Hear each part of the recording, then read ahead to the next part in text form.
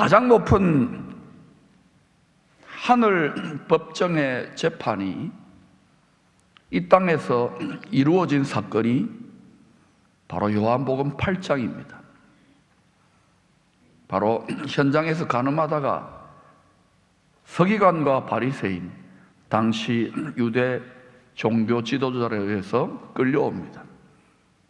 어디로 끌고 갔는가? 예수님이 예루살렘 성전에서 수많은 사람들에게 천국의 복음을 가르치고 계실 때에 그 앞자리에 딱 끌려다 놓고, 모세 율법에 하면은 신명기 22장 21절에 가늠한 여인은 남자와 함께 돌로 쳐 죽이라 그럽니다. 근데 남자는 지금 도망가고 없어요. 억울하게 여자만 지금 돌로 쳐 죽게 생겼습니다. 죄에 대한 의로운 종교 지도자들, 서기관과 바리새인들이 격분해가지고 예수님, 이 여자분을 돌로 쳐 죽여야 되지 않겠습니까? 고발을 합니다. 그런데 이 사건은요, 놀랍게도 죽어마땅한 이 여인이 정죄를 당하고 빠져나갈 수 없는 재판정에서 사형 선고를 받을 것인데, 이 법정에서 변호사를 잘 만나가지고 예수 변호사의 크신 은혜로 인하여 죄 사함을 받고 구원을 얻습니다.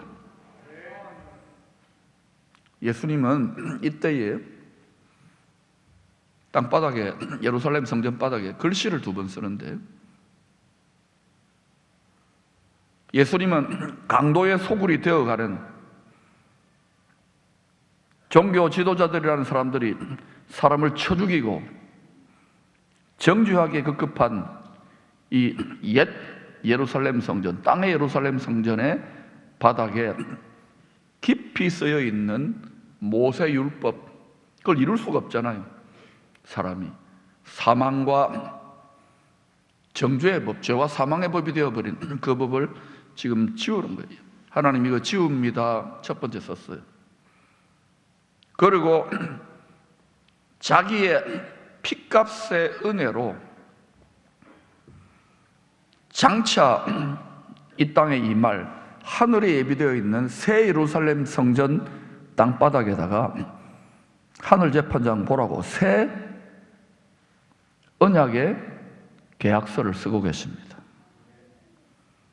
아마 이런 취지의 글을 쓰셨을 거예요. 존경하는 하늘 재판장님, 죄 없는 제가, 변호인인 제가 이 간음한 여인과 이 세상의 모든 죄인들의 죄를 대신 짊어지고 그 죄의 값을 반드시 다 지불할 테니까 저의 이 약속을 믿는 자들에게는 은혜의 특별 사면을 해 주십시오. 제가 이 약속을 반드시 이행하겠다는 보증의 담보물로 제가 앞으로 반드시 흘릴 겁니다. 생명의 피를 걸고 지금 이 새 약속의 법조문, 신약의 법조문을 지금 다시 씁니다. 앞에 거는 지우겠습니다. 앞으로 이 새 약속 신약을 믿는 자들에게는 모세 율법으로 말미암아 우리의 죄를 정죄할 수밖에 없는 죄와 사망의 옛 법이 아닌 나의 피를 보시고 나의 보증을 보시고 새롭게 적용되는 생명의 성령의 법을, 새 법을 시행해 주십시오 하고 썼다고 생각합니다. 천국에 가서 물어보십시다. 골로새서 2장 14절이 이 해석이 크게 틀린 것 같지 않다는 것을 증거합니다. 우리를 거스르고 불리하게 하는 법조문, 모세율법입니다. 저나 여러분이나 이 모세의 공의로운 하나님 율법 갖다 대면 모든 사람들 다 멸망할 수밖에 없습니다. 불리합니다. 하늘 재판정에서 우리를 대적합니다. 우리를 거스르고 불리하게 하는 법조문으로 쓴 정서를 지워버리시고 제하여 버리사 십자가에 못 박으시고 자기가 다 뒤집어 쓴 거예요. 피 흘리셔서. 이제 은혜로, 절대로 죄를 적당히 덮어놓고 가는 은혜가 아닙니다. 하나님이 자기 핏값으로, 얼마나 값비싼 은혜인지 아십니까? 우리가 얻게 된 하나님의 은혜를 절대 모욕하면 안 돼요. 죄는 반드시 값지불이 있습니다. 이 세상은 은혜의 파퓰리즘이 유행합니다. 죄 적당하게 덮고 가자. 세상에서는 덮어도 돼요. 그러나 하늘의 법정에서는 절대로 덮을 수 없습니다. 다 벌거벗은 것 같이 드러나서 죄값을 지불해야 됩니다. 그러므로 죄 사함을 받지 아니하고서는 어떤 죄인도 천국에 들어갈 수 없어요. 그런데 이제 죄와 사망의 옛 법이 지워지고 그 죄를 고발했어요. 그 덕분에 나온 새 법이 예수의 피 흘림으로 쓰여진 생명의 성령의 법, 새로운 약속입니다. 이게 지금 적용되고 있습니다. 온 우주 만물과 인생 역사 속에서 예수의 핏소리, 은혜의 핏소리가 넘쳐나고 있습니다. 여러분이 죄를 계속 봅니다. 탄식하고 좌절하고 분노하지만 천만에요. 은혜는 넘쳐나고 있습니다. 예수 은혜의 핏소리, 은혜는 넘쳐나고 있어요. 이 은혜를 보아야 어떤 상황에서도 밝게 빛납니다. 어떤 상황에서도 감사해요. 이 재판의 당사자인 가늠죄를 지은 여인, 그리고 그 죄를 격분하여 고발하고 있는 유대 종교 지도자들, 그리고 그 천국의 예고편이라고 할 수 있는 예루살렘 강도의 소굴이 되어있는 성전에 있는 수많은 백성들, 이들은 누구일까요? 과연 바로 첫째 아담과 함께 선악을 알게 하는 나무의 열매를 함께 먹었던 원래 죄인된 이 세상의 모든 사람들, 저와 여러분 전부 다를 말합니다. 모든 죄인들의 죄값을 대신 지불하겠다고 하는 예수님이 흘릴 피의 보증의 담보물, 피의 보증서가 하늘에 존경하는 재판장 앞에 제출되어져 있습니다. 그로 인하여 우리의 죄가, 여러분의 죄가, 이 세상 모든 죄인들의 죄가 탕감되어져 있습니다. 다만 이 새 약속을, 죽임당한 어린 양이 감춘 이 새 약속을 믿는 자들에게만 이 새 약속이 적용되어져요. 이거를 놓친다는 것은 정말 어리석은 거예요. 이 새 약속을 믿는 자들은 누구도 정죄를 당하지 않습니다. 저와 여러분 정죄당하지 않습니다. 정죄하는 목소리를 들을지라도 하늘의 사탄이 자신의 악한 영들을 통해 끊임없이 밤낮 택한 자들을 참소하더라도 정죄를 당하지 않습니다. 예수의 피의 보증서가 있습니다. 값지불이 되어졌습니다. 이 사실을 굳게 붙드십시오. 굳게 붙드십시오. 오늘 본문은 가늠한 여인 사건보다도 더 심각한 시아버지와 며느리의 불륜 사건, 그 엽기적인 불륜 사건에 대한 하늘 재판장의 이야기를 다루고 있습니다. 이 시대는 이 사건을 세상 사람은 어떻게 판단할까요? 사람들은 다 마음에 재판정이 있습니다. 그 재판의 재판장이 여러분 자신이냐 하나님이냐 그 차이예요. 요한복음 15장 7절 이하는 하나님의 영, 성령께서 예수의 영이 오셔서 죄인된 인생들의 잣대로 죄와 의와 심판, 세상 법정에서 일어나는 일이죠. 이것을 판결하는, 죄인된 인생들의 잣대로 죄와 의와 심판을 판결하는 이 세상을 예수의 영이 책망할 것이라고 합니다. 그런데 이제는 예수님께서 영으로만 오시지 않아요. 부활의 몸, 영광의 몸으로, 영광의 왕으로 오셔서 죄와 의와 심판에 대하여 인간들 나름대로의 선악을 알게 하는 나무의 잣대로 요리조리 말하고 판단하는 것을 책망하시고 심판하실 것입니다. 하나님의 말씀을 붙들 수 있기를 축원합니다. 왜 세상이 점점 성경에 대해, 교회에 대해, 참된 믿음에 대해 거꾸로 돌아가는 것 같을까요? 하나님의 말씀대로 되고 있는 것입니다.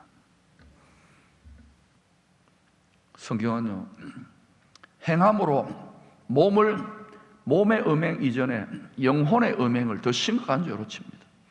신약은 그렇게 적용되죠. 그러니 여러분의 욕구까지도 하나님의 말씀으로 새로워져야 됩니다.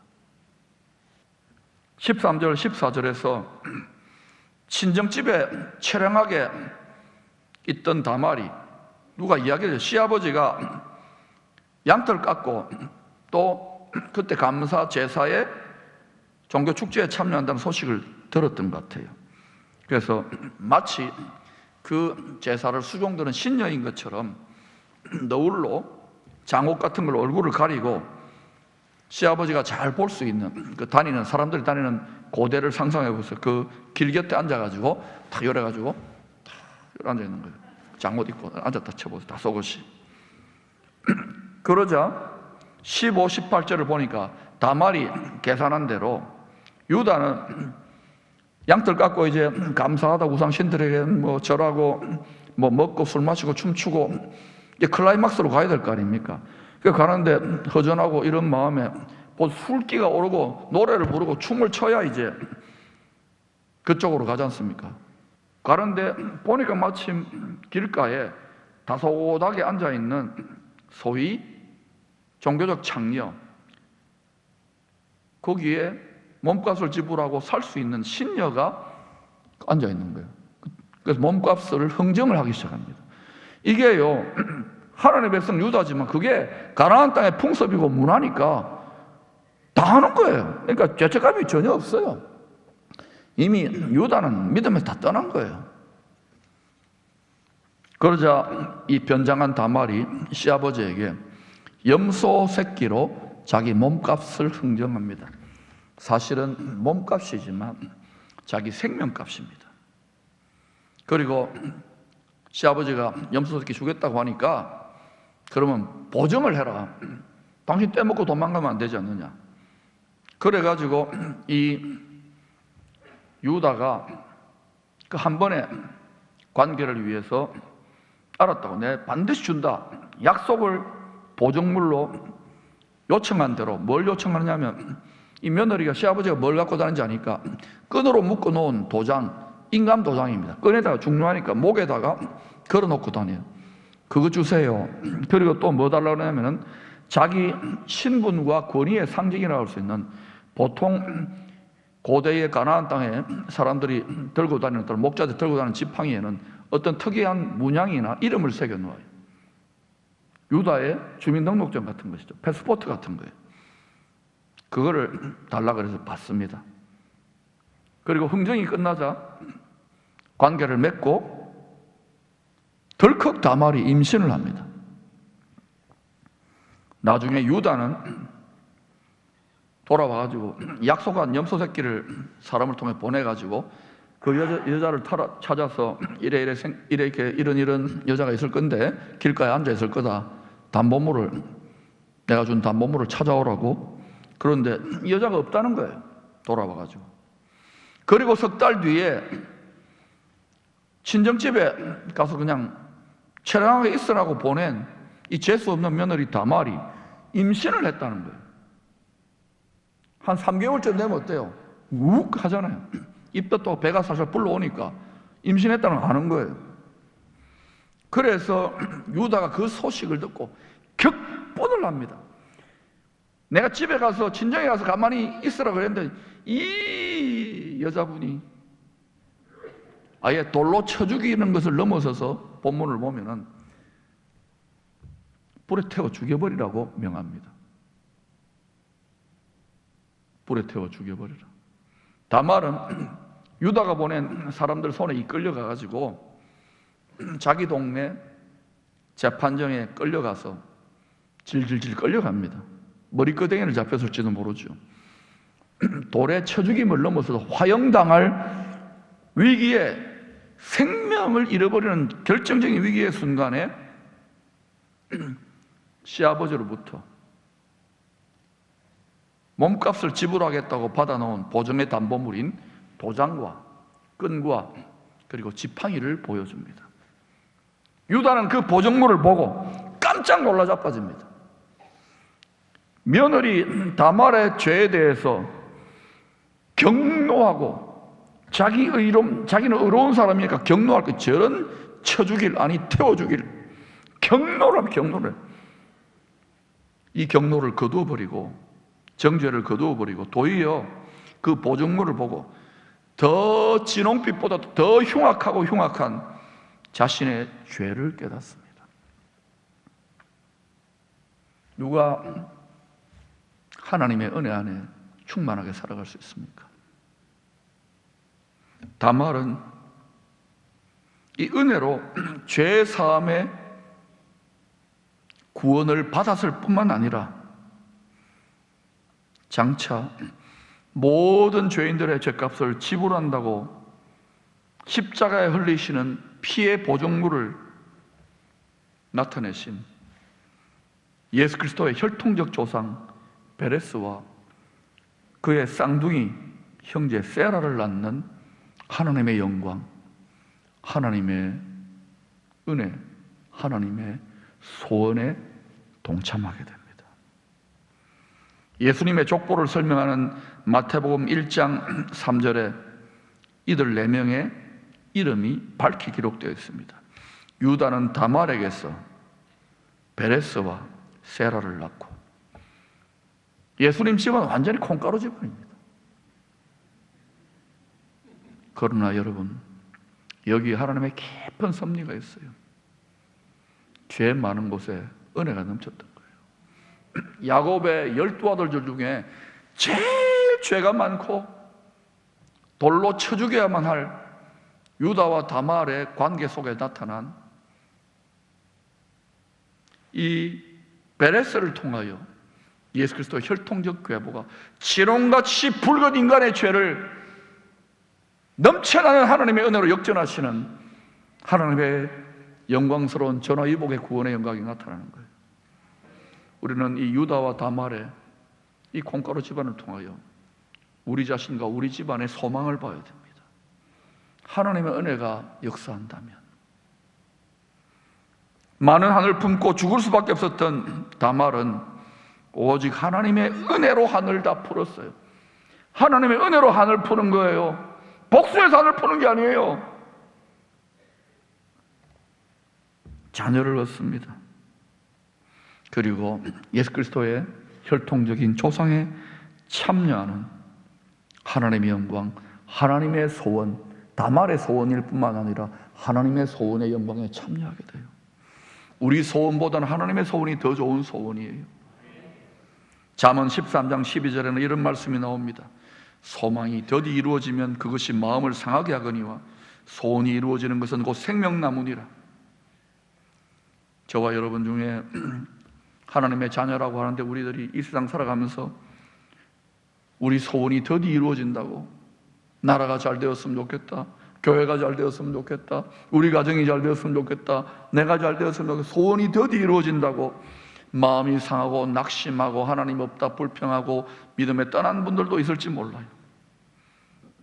그러나 여러분, 가장 좋으신 하나님 아버지의 소원이 뭔지 아십니까? 많은 분들의 소원이 기껏하면 깊이 따져보면 다 바라는 것, 소원하는 것 대부분 다 이 세상에 더 많이 쏠려 있습니다. 정말 가장 좋으신 아버지 하나님은 자식된 우리들에게 가장 좋은 것 먹이기를 원하고 가장 좋은 소원이 성취되기를 원해요. 그것이 어디 안에 예비되어 있는지 아십니까? 요한계시록 22장 1절 2절입니다. 또 그가 수정같이 맑은 생명수의 강을 내게 보이니 하나님과 및 어린 양의 보좌로부터 나와서 길 가운데로 흐르더라. 강 좌우에 생명나무가 있어 12가지 열매를 맺되 달마다 그 열매를 맺고 그 나무 잎사귀들은 만국을 치료하기 위하여 있더라. 소원이 이루어지는 것이 왜 생명나무냐면은, 여러분 돈이 좀 많았으면 돈 이룬다고 생명나무가 되던가요? 자식이 건강했으면 좋겠다, 병이 고쳐지면 좋겠다, 이게 생명나무입니까? 아니에요.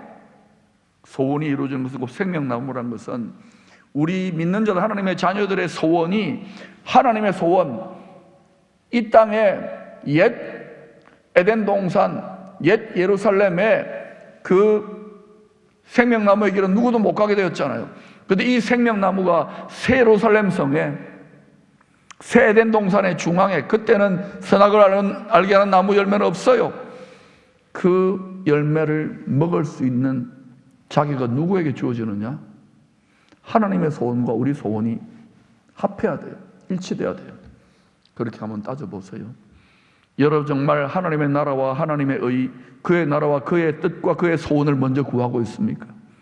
그거 구하면 다 더해 주신다고 하는데, 근데 이 하나님 아버지의 생명나무의 열매를 자식들에게 먹이겠다는 이 가장 좋은 무한한 영광의 소원을 누가 이루셨느냐 하면은 친아들 예수님이 죽임당하는 어린 양의 길을 가서 그 소원을 이루었어요. 요한계시록 5장 12절을 보실까요? 같이 읽어보십시다. 시작. 큰 음성으로 이르되 죽임을 당하신 어린 양은 능력과 부와 지혜와 힘과 존귀와 영광과 찬송을 받으시기에 합당하도다 하더라. 왜 이런 것들이 우리와는 무관한지 아십니까? 우리 마음이 하나님 마음하고 합하지 않아요. 우리 소원과 하나님 소원 너무 달라요. 기껏해야 우리의 바라는 것이 이 세상이고 이 세상의 뿐이라면 우리가 더욱 불쌍하고 비참한 자가 되는 거예요. 하나님이 자식된 우리를 구박하는 게 아닙니다. 저와 여러분이 예수 믿고 살아온 생애 동안에 눈물 흘리고 탄식하고 불평하고 하나님을 원망하고 마음이 상했던 그 모든 것이 깨닫고 보니까 나와 하나님의 마음이 너무 달라요. 하나님의 소원과 내 소원이 너무 일치가 안 돼요. 우리가 다 불효자라는 것입니다. 그러나 여러분이 하나님의 소원과 여러분의 소원, 하나님의 마음과 여러분의 마음이 점점 합치게 되면 그 사람은 죽임당한 어린 양의 스피릿으로 살게 돼요. 그 안에 능력과 부와 지혜와 힘과 존귀와 영광과 찬송이 예비되어 있는 거예요. 이 가장 좋은 아버지의 소원이 성취되어야 그것이 우리에게 생명나무의 열매가 됩니다. 여러분 자신의 소원을 잘 점검해 보세요. 왜 마음이 상했는지를 깨달을 수 있기를 축원합니다. 이 생명나무의 열매의 길은 우리의 노력이 아닙니다.